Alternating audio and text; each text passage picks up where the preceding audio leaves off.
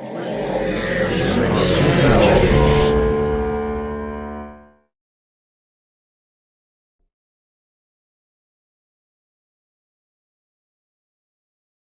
thought this was really interesting.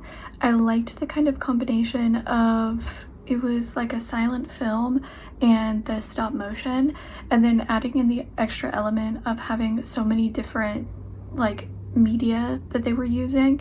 You had clay, you had paper, you had like physical things like seeds and dirt and apples. There was just so many different components that were like pieces picked from one and one or the other, like different, I feel like, kind of traditional mediums, and put together into this one film I thought was really interesting.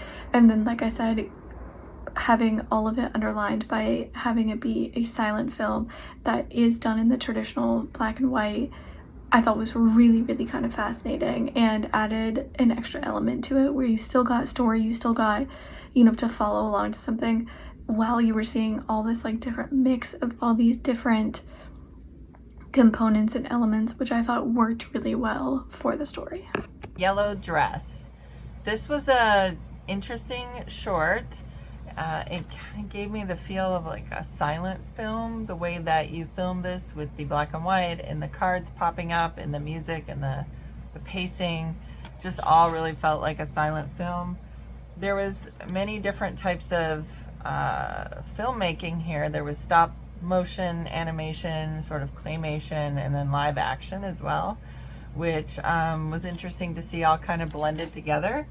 And the thing is, I liked the different visuals and the style. I just didn't understand the story. So sometimes for me, I like things to be a little more clear on story, but this one I think leaves things open to interpretation.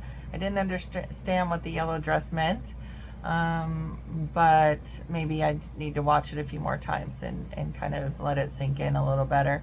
But I thought this was creative, so good job. This was quite different. I like the use of several different techniques. They used film with hands and close up, but it was mostly stop motion and claymation and a couple different and paper stuff. They use a few different techniques to do for animation that they don't usually use. Stop motion isn't used very much. It very much had a very vintage feel to it, like this was one of the first films that could have ever been made. And I think it was done on purpose like that because it had those art cards in it to give the feel of a silent film. So I think the filmmakers really wanted that classic feel of experimentation of a old-time film, like you were just experimenting with what could be done.